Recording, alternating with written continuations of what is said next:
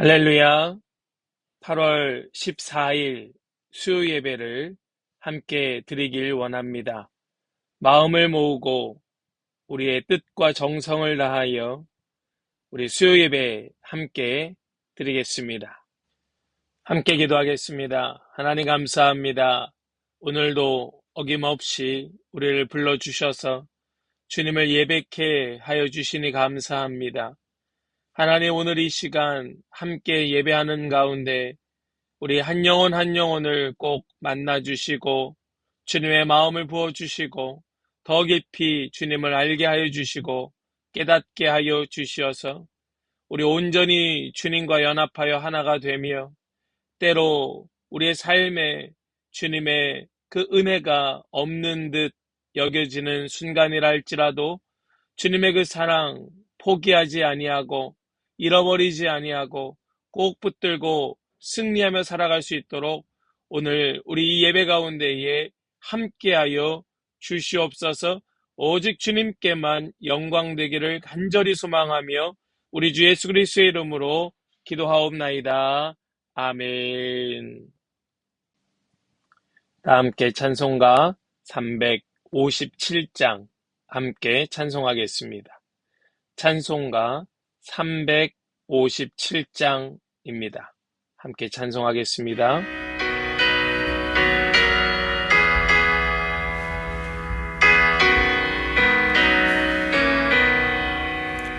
주 믿는 사람 일어나 다 힘을 합하여 이 세상 모든 마귀를 다쳐서 멸하세.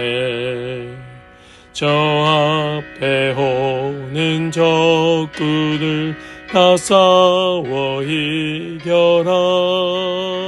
주 예수 믿는 힘으로 온 세상 이기네. 믿음이 이기네.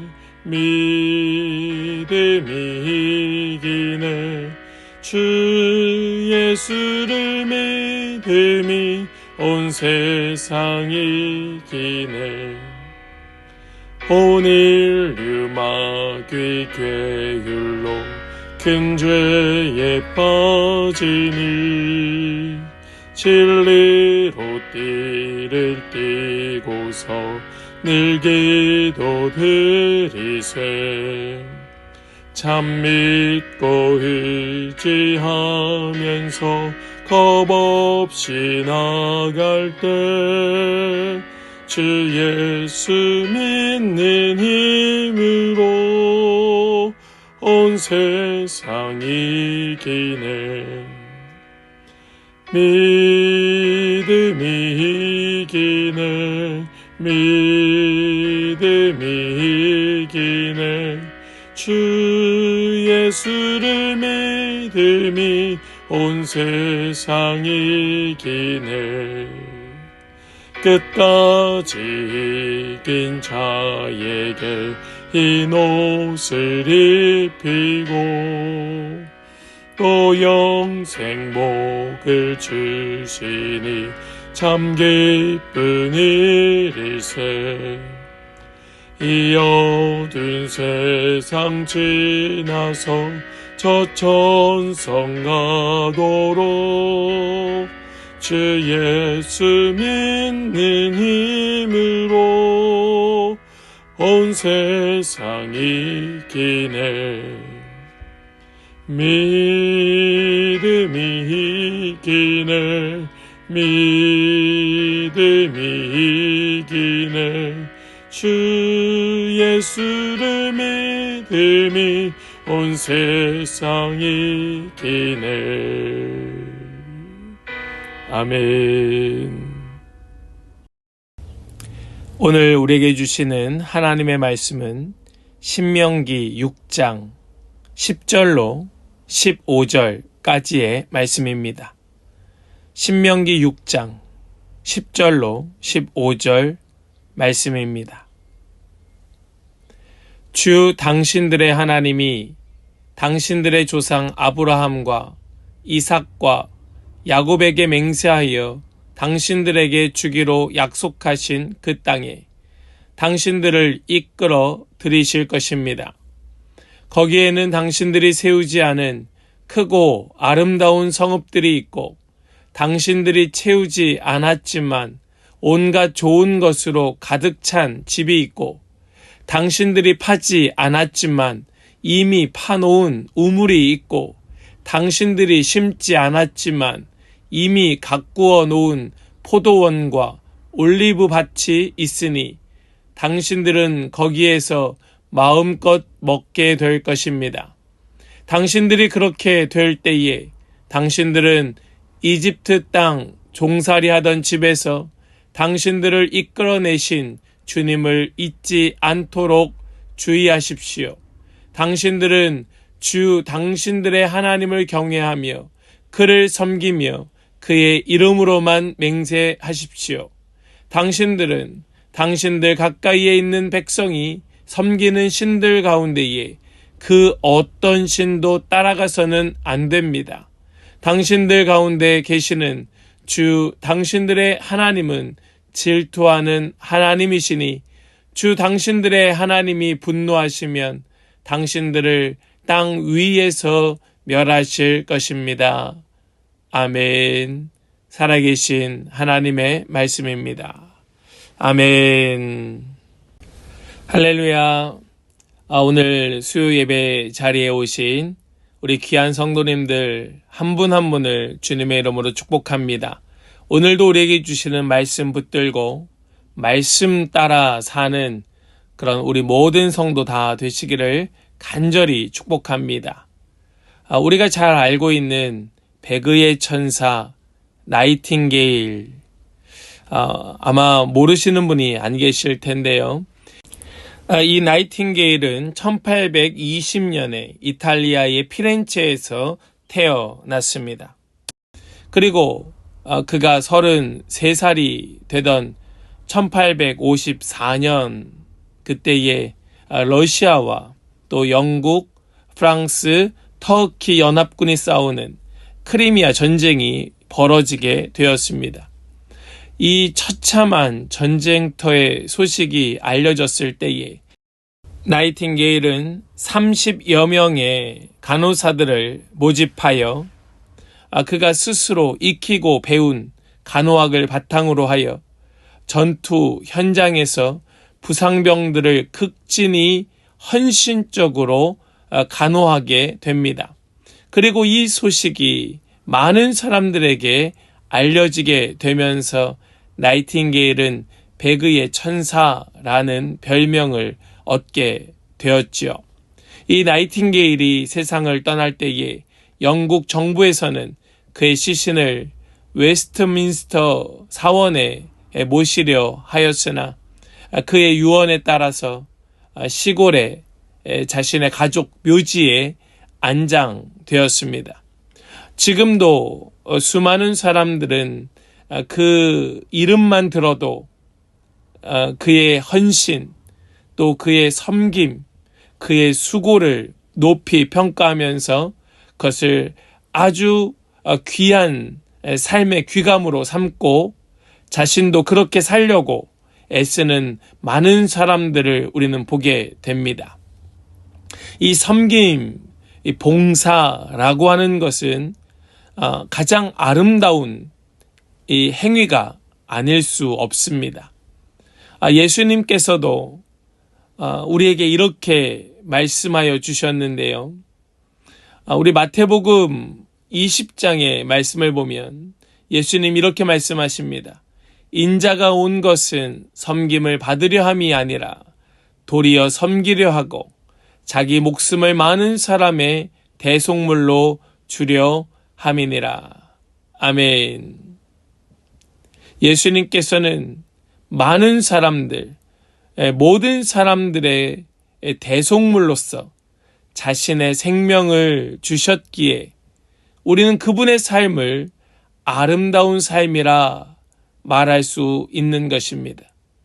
우리는 예수님의 이러한 섬김, 이러한 헌신, 의로 인하여 새 생명을 얻게 되었고, 예수님의 삶을 살고자 예수님의 삶을 귀감삼아 우리는 변화된 삶을 시작할 수 있게 된 것이지요.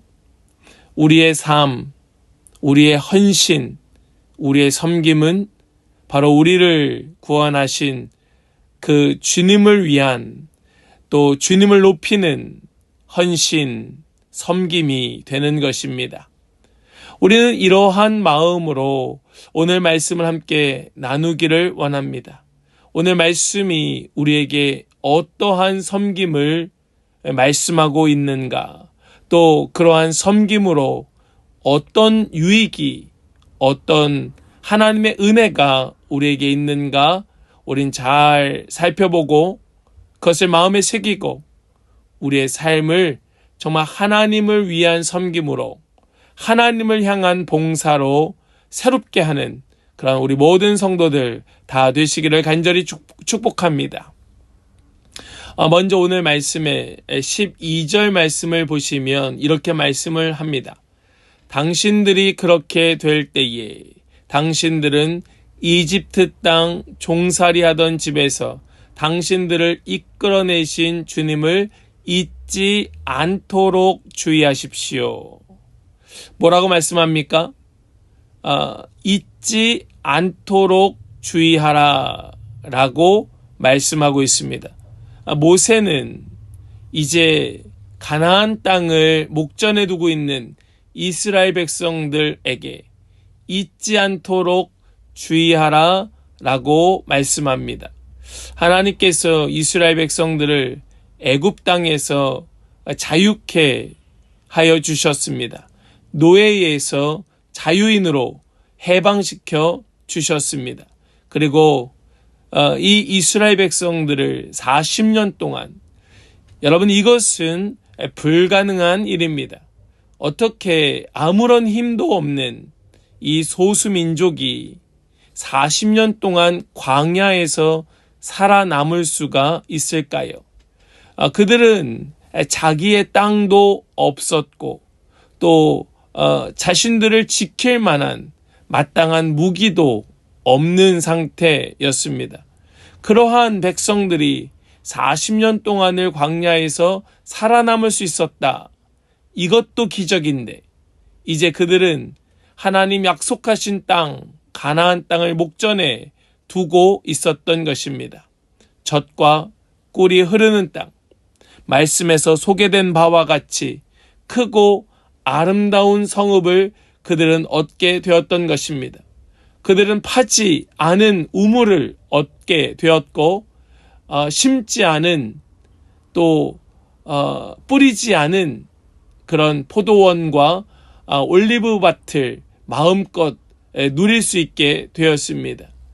하나님께서 그들에게 주신 것이지요. 배불리 먹도록 또 마음껏 누리도록 살게 하여 주셨다는 것입니다.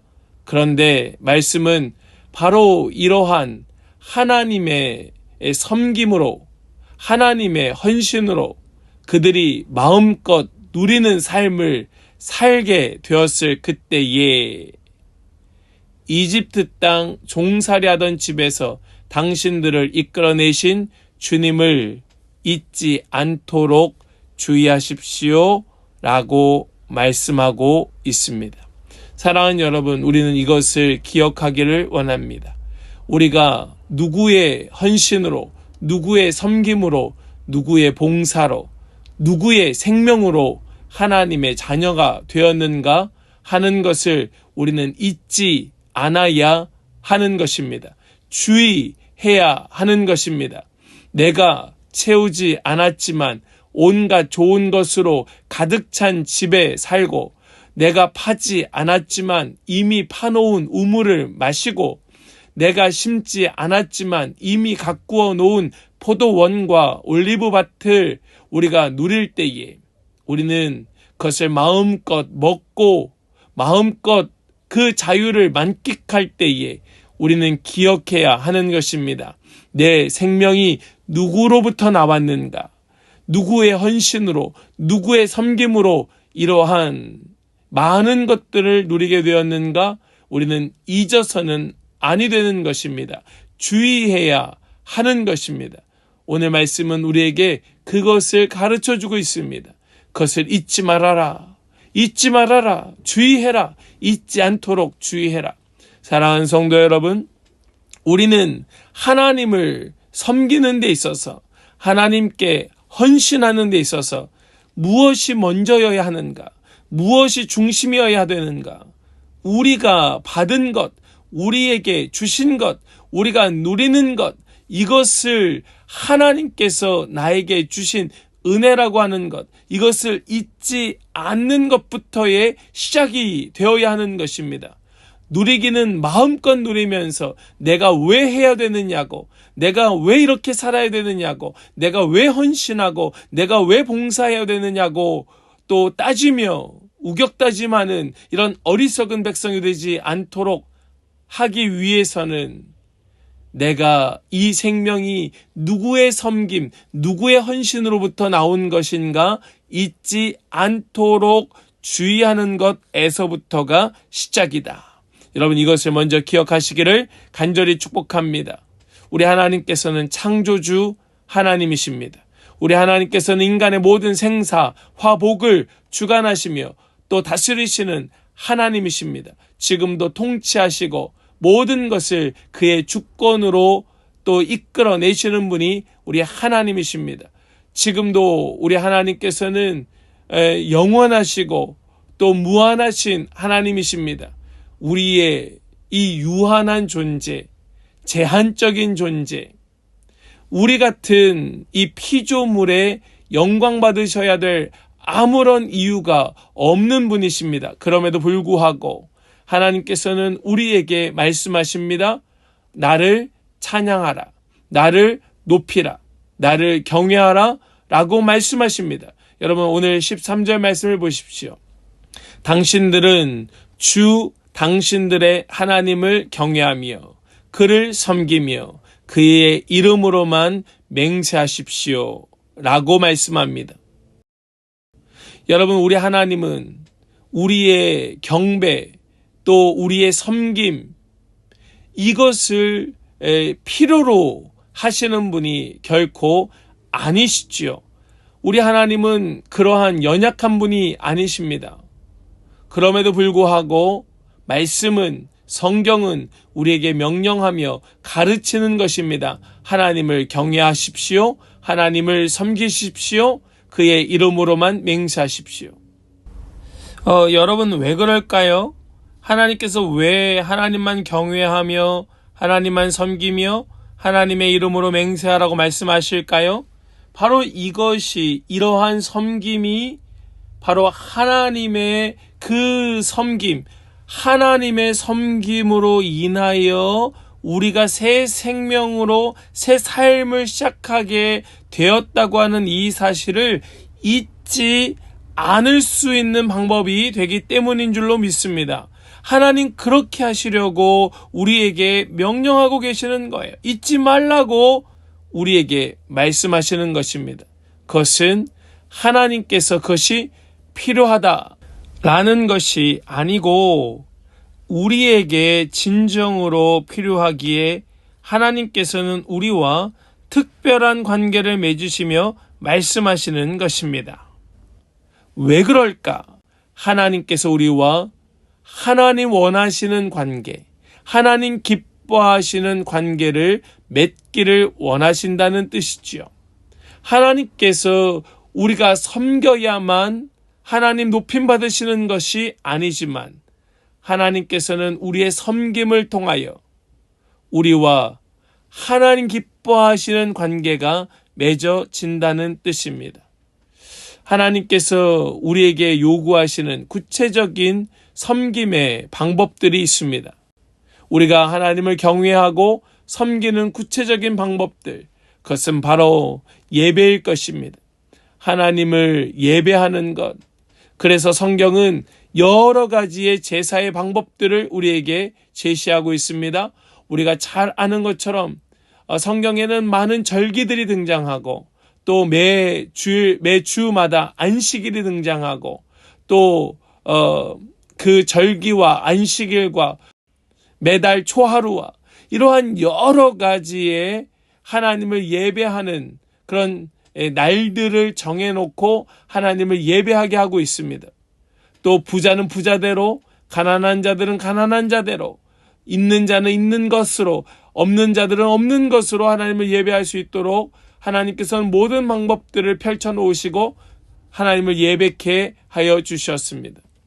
하나님께서는 예배를 통하여 우리의 섬김을 받으시는 것입니다. 뿐만 아니라 우리는 기도로서 하나님을 경외하며 섬기는 것입니다. 시간을 정해놓고 또 때로는 무시로 성령 안에서 깨어 기도하며 하나님 앞에 우리의 섬김을 드리는 것입니다. 우리는 계속해서 마음으로 생각으로 우리의 중심으로 하나님 앞에 기도하는 것입니다. 우리의 기도가 마르지 않도록, 우리의 기도가 멈춰지지 않도록 우리는 계속해서 하나님께 기도하는 것입니다. 뿐만 아니라 우리는 어떻게 하나님을 섬길까? 그것은 우리의 정성을 다한 예물을 통하여 하나님을 섬기는 것입니다. 여러분, 우리는 교회에서 회비를 내라 말하지 않습니다. 회비는 무엇입니까? 정해진 금액이 있고 정해진 때가 있고 또 회원이라면 누구에게나 부담을 주는 뭔가 이런 정해진 규칙이 있는 것이 회비입니다. 그러나 교회는 성도들에게 회비를 내라 말하지 않습니다. 하나님 앞에 예물을 드려라, 헌금을 하라 말하지요. 왜 그렇습니까? 헌금은 액수가 정해져 있지 않습니다. 또 때가 정해져 있는 것이 아니에요. 헌금은 뭔가 규칙이 정해져 있어서 그렇게 하지 않으면 뭔가 규칙에 어긋나서 불이익을 당한다거나 벌을 받는 것이 아닌 것입니다. 그저 하나님 주신 그 사랑이, 그 은혜가 감격스러워서 정성을 다하여 하나님 앞에 내 마음을 표현하는 것이 바로 헌금의 의미인 것이죠. 우리는 이 헌금을 통하여 하나님을 섬기는 것입니다. 우리는 또한 교회 안에서 맡겨진 직분을 통하여 우리는 섬기게 됩니다. 목사는 목사대로, 장로는 장로대로, 권사는 권사대로, 또 안수집사는 안수집사대로, 또 서리집사는 서리집사대로. 비록 이런 직분은 없지만 하나님 주신 헌신의 봉사의 자리가 있다면 그 자리에 맞게 하나님을 섬기는 것입니다. 바로 이러한 교회 안에 주어진 그 자리, 맡겨진 직분을 통하여 하나님을 높이는 거예요. 하나님을 경외하는 것입니다. 하나님을 섬기는 거예요. 하나님께서는 이것을 통하여 우리에게 무엇을 가르치며 우리에게 기억하게 하시는가? 내 생명이 어디로부터 왔는가? 내 구원이 누구의 섬김으로 인함인가 하는 것을 기억하게 하고 계속해서 그 은혜 가운데 머물게 되는 것입니다. 사랑하는 여러분, 우리는 이러한 섬김을 통하여 우리 자신을 기억하고 우리가 누구인가를 회복할 수 있다는 말씀입니다. 뿐만 아니지요. 우리는 이러한 섬김이 그저 우리 이 공동체 안에, 교회라고 하는 이 공동체 안에만 국한된 것이 결코 아닐 것입니다. 하나님께서 우리를 어떻게 사랑하셨는가, 하나님께서 우리를 얼마나 사랑하셨는가 하는 것은 말씀을 보면 이렇게 말씀합니다. 로마서 5장 8절 말씀을 보면 이렇게 말씀하지요. 그러나 우리가 아직 죄인이었을 때에 그리스도께서 우리를 위하여 죽으셨습니다. 이리하여 하나님께서는 우리들에 대한 자기의 사랑을 실증하셨습니다. 아멘. 우리가 언제 하나님의 사랑으로 구원받게 되었습니까? 우리 예수님께서 언제 우리를 위하여 죽으셨습니까? 아직 죄인 되었을 때에. 사랑하는 여러분, 이 말씀이 우리에게 은혜가 되는 말씀이고 우리에게 이해가 되는 말씀이라면 우리는 누구를 사랑해야 되는가, 우리가 누구를 섬기고 우리가 누구를 향하여 봉사해야 되는가 하는 것을 우리는 명확히 이해하게 될 것입니다. 우리는 아직 하나님을 알지 못하는 자, 아직 하나님의 백성 되지 않은 자, 아직 죄 가운데 있는 자들을 향하여 우리는 헌신하고 봉사하고 수고하고 애쓰는 것이 마땅한 줄로 믿습니다. 하나님을 잘 섬기는 사람은 분명히 은혜가 더하여 질 줄을 믿습니다. 하나님을 잘 섬기는 자들은 하나님께서 우리가 감당 못할, 우리가 채 생각하지 못했던 것까지 복을 채워주실 줄을 믿습니다. 우리는 은혜가 있어야만 봉사하고 섬기는 것이 아닙니다. 우리에게 뭔가 받은 복이 넘쳐나고 매일 매 순간 평강이 있어야만 우리는 헌신하는 것이 아닙니다. 우리의 섬김은 그런 방향이 되어서는 아니 될 것입니다. 우리가 섬기는 것은 때로는 우리가 모든 것이 다 달아 없어지고 또 우리가 할 수 있는 힘이 하나도 남아있지 않은 것 같을 때라도 그 순간이라도 우리에게 주신 은혜가 너무나 분명하고 또 우리에게 주신 사랑이 너무나 확실하여서 정말 내 힘으로 아무것도 할 수 없는 것 같을 때에 그때에도 우리는 일어날 수 있는 힘이 어디에서 나오는가? 바로 여기에서 우리의 힘은 다시 용솟음치는 것이고 바로 그 힘으로 우리는 아무것도 없을지라도 아무런 은혜, 아무런 힘, 아무런 능력, 아무런 가진 것 없을지라도 또 헌신하고 섬기고 봉사하는 것입니다. 하나님을 예배하고 하나님께 기도하고 하나님 앞에 예물 드리고 또 이 공동체 안에 우리에게 맡겨진 자리에서 모든 것을 쏟아내고 뿐만 아니라 여전히 죄 가운데 있는, 여전히 어둠 가운데 있는 자들을 향하여 나아갈 수 있는 것입니다. 바로 이렇게 하나님을 잘 섬기는 자에게 하나님께서는 의의 면류관을 주시는 것입니다. 사랑하는 여러분, 우리의 사는 삶이 항상 즐겁지 않습니다. 항상 넘치지 않습니다. 항상 충만한 것이 아닙니다. 그럼에도 불구하고 우리 주님께서는 그런 우리들에게 예외를 두지 아니하고 명령하시는 것입니다. 하나님을 경외하십시오. 하나님을 섬기십시오. 하나님의 이름으로만 맹세하십시오. 우리 이것을 기억하고 우리 주님의 말씀 따라 하나님을 섬기며 하나님을 높이는 우리 모든 성도들 다 되시기를 간절히 축복합니다. 우리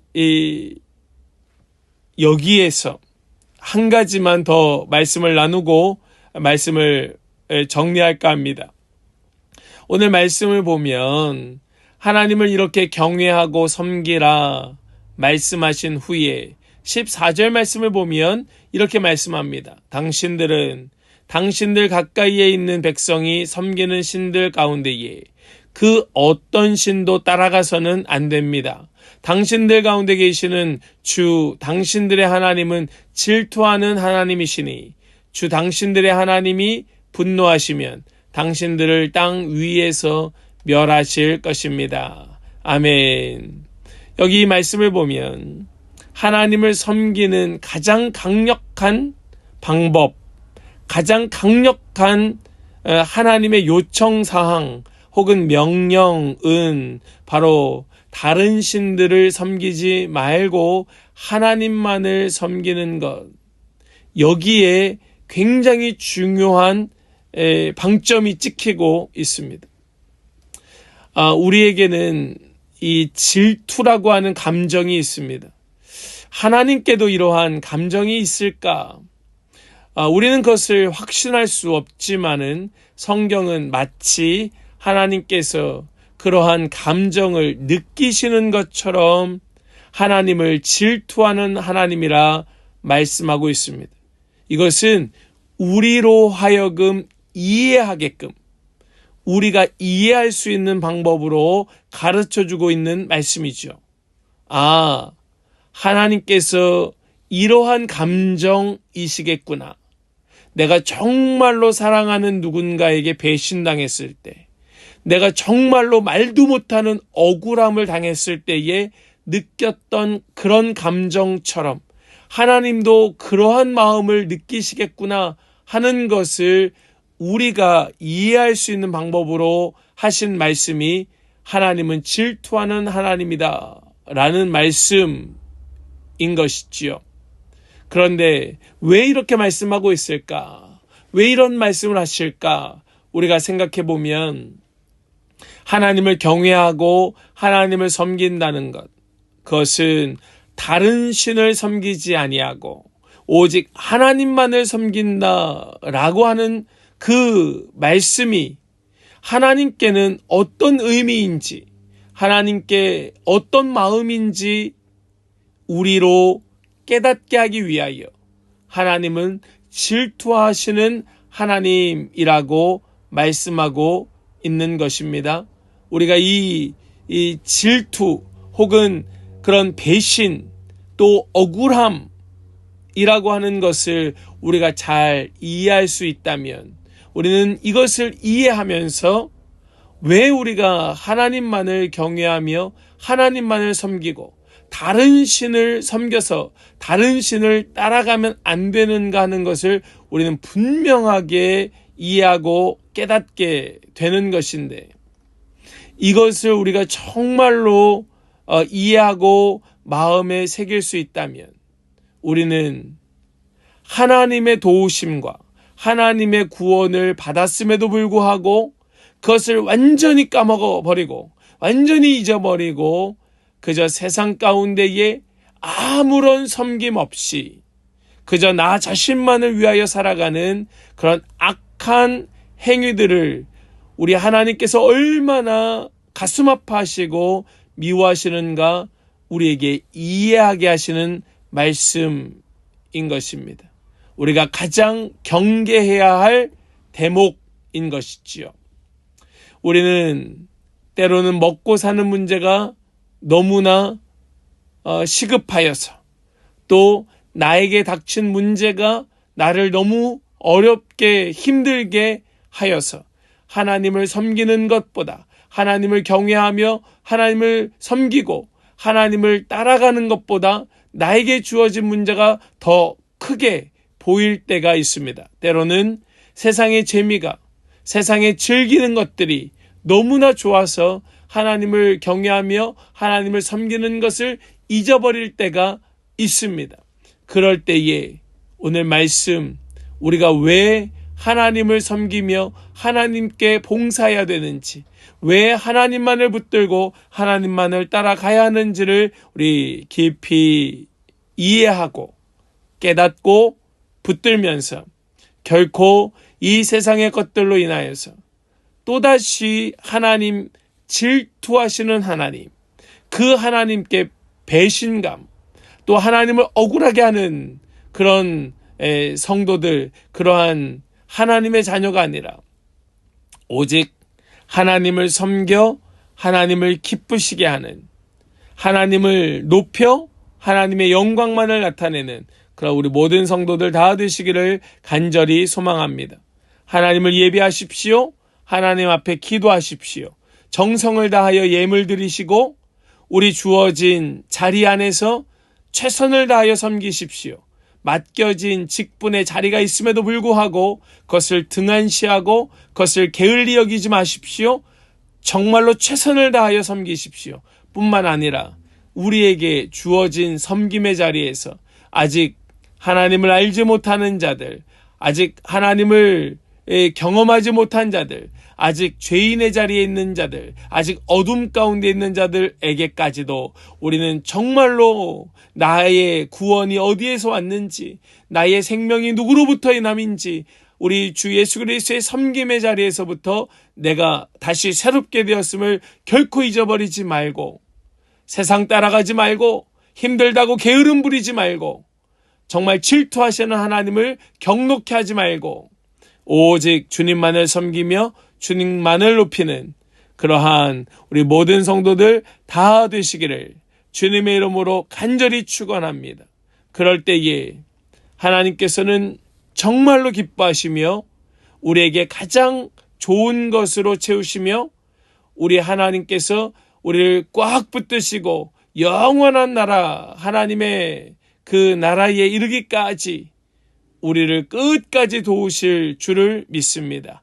그 하나님을 오늘도 만나고 경험하고 주님과 함께 동행하는 그런 복된 성도들 다 되시기를 다시 한번 주님의 이름으로 간절히 축원합니다. 아멘. 기도하겠습니다. 사랑의 하나님 감사합니다. 오늘 우리에게 주신 이 말씀을 통하여 우리가 왜 하나님을 섬기며 왜 봉사해야 되는지 다시 깨닫고 다시 이해하고 다시 붙들게 하여 주심을 감사합니다. 우리에게는 많은 이유가 있고 그럴 수밖에 없는 핑계가 있지만 그럼에도 불구하고 우리에게 더 큰 이유로 하나님을 경외하고 하나님을 섬기고 하나님 앞에 봉사해야 됨을 깨닫게 하여 주셨으니 오늘 이 말씀을 붙들고 우리 하나님을 질투하게 하며 하나님을 경록케 하는 것이 아니라 하나님을 더 깊이 경험하고 그 사랑으로 채워지고 그 안에 자유하고 마음껏 누리며 만끽하는 그런 우리 복된 성도들 다 되게 하여 주시옵소서. 다시 회복되고 돌아오는 우리 복된 자들 다 되게 하여 주실 것을 믿고 감사드리며 우리 주 예수 그리스도의 거룩하신 이름으로 기도하옵나이다. 아멘. 이제는 우리를 위하여 이 땅에 오시고 우리를 구원하여 주신 우리 주 예수 그리스도의 그 은혜와 아낌없이 아들을 주신 하나님의 놀라운 사랑과 성령 하나님의 교통하심, 또 깨닫게 하시는, 또 충만하게 하시는 그 역사가 오늘 주신 말씀 붙들고 우리의 주어진 삶의 자리에서 최선을 다하여 섬기며 또 헌신하고 봉사하기를 결단하고 다짐하는 우리 모든 성도들 머리머리 위에와 그 각 가정과 모든 삶의 터전 위에와 우리 사랑하는 한빛교회와 또 모든 주님의 몸된 교회들 위에 이제로부터 영원토록 함께 하시기를 간절히 축원하옵나이다. 아멘.